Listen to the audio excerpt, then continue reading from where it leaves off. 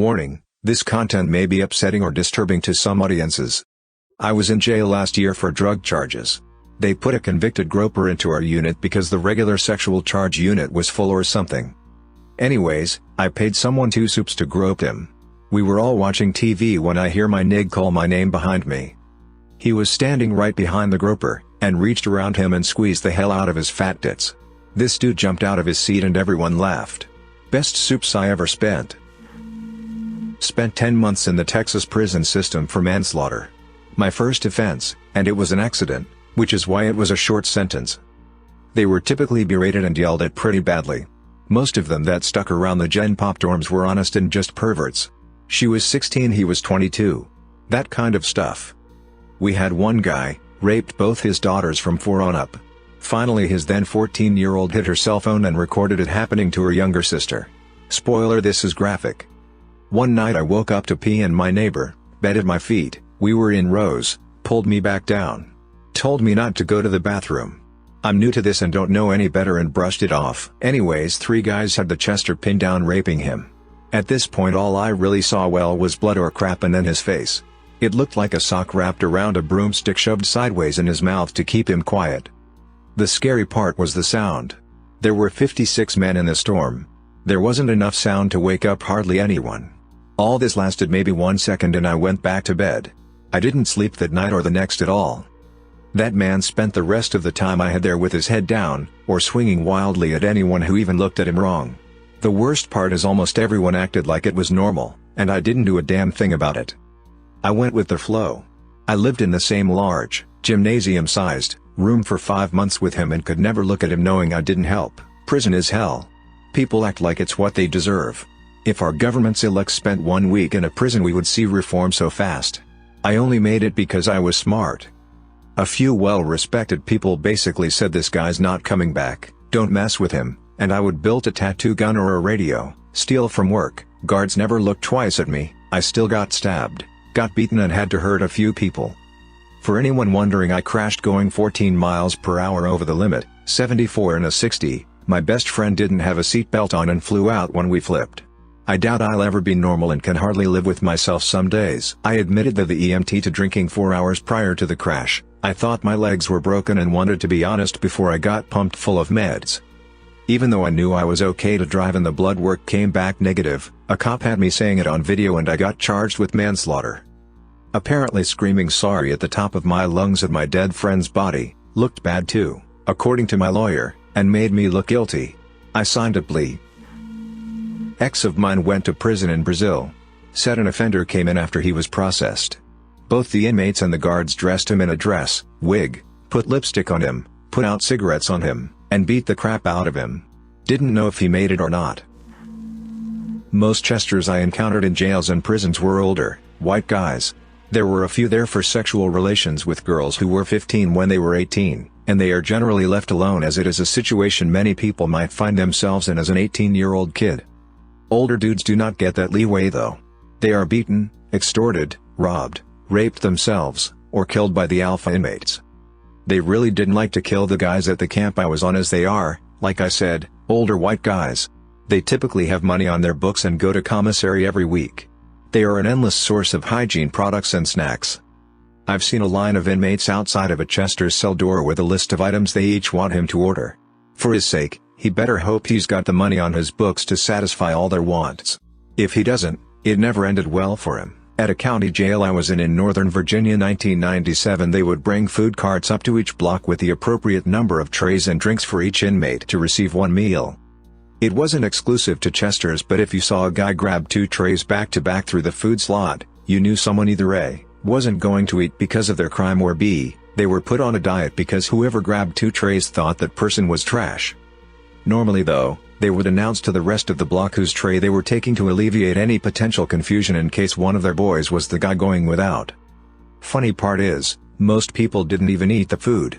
They waited until everyone had access to their boxes. We were locked out of our cells in the dorm every morning at 7:30, and made burritos, ramen, chips, meat, cheese etc. for dinner. Correctional officers know what's going on. They don't really seem to care though.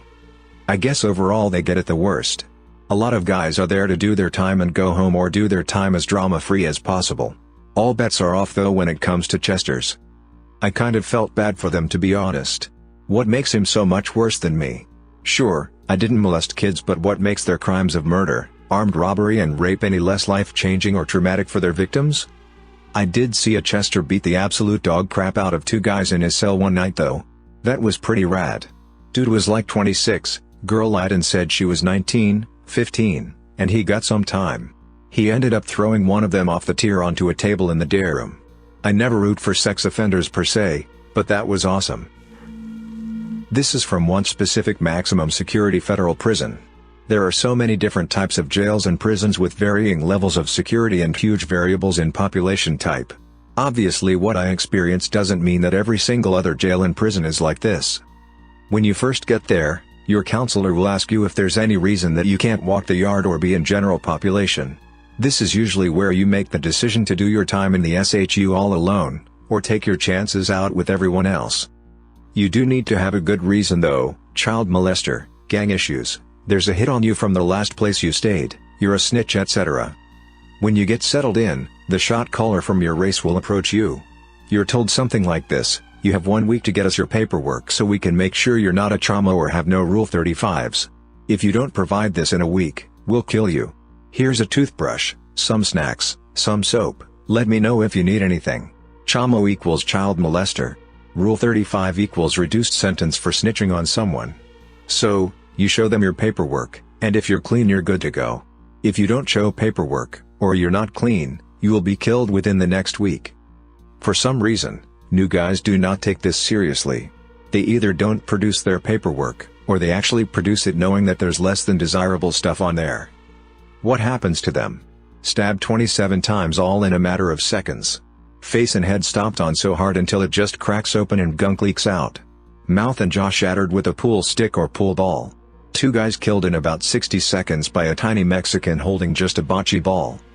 Native Americans pretend like it's all good. 10 of them go into the sweat lodge for religious reasons, only 9 come out. 10th guy had a clean gash in his head from a shovel. Cellmate hung the guy with a bedsheet to make it look like suicide. Why do these guys take chances with trying to be in general population? Because the SHU sucks.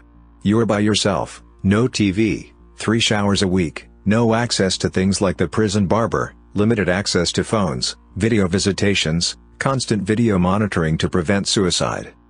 And every 18 months they ship you to a new prison. If you're looking at 40 years for child rape, that can be a long time to live in those conditions. Sometimes guys will stay in general population knowing that they will get killed, simply because they don't want to be there but can't commit suicide in the SHU. I work in a medium security state prison, and the short answer is nothing. Most COs are not allowed access to inmate records, and the ones who are don't usually spread it for fear of doing the paperwork involved with a stabbing. In our facility, inmates who act properly get a room to themselves, and this is by far the biggest deterrent to any misbehaving. Also, the saying here is, in prison you can be whoever you want. Many openly lie for fear of retaliation. In the rare case where the info gets out, they will be shunned by groups they don't really affiliate with anyhow. They most often find a level of acceptance with the many religious groups inside. Also, in my facility, rape is almost unheard of.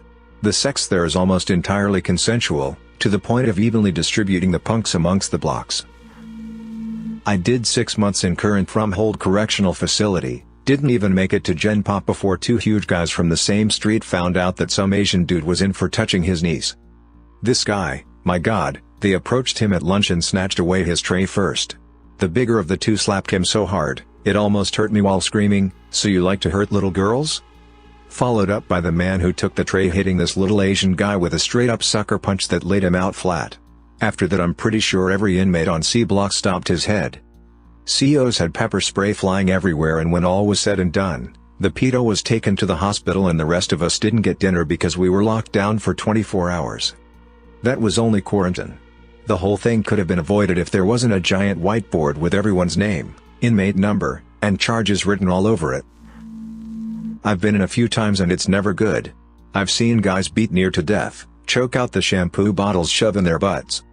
I have seen them kept on the block for days to be starved and extorted, and I also work in the kitchen where when the tray is for protective custody, we and the guards are made to spit on them, through the stuff on the floor, pretty much anything you can imagine. A few places weren't as harsh because it was short-timers who weren't gonna risk too much, but the higher the security the worse they get it. But nowadays they pretty much get their own prison so they aren't assaulted and killed.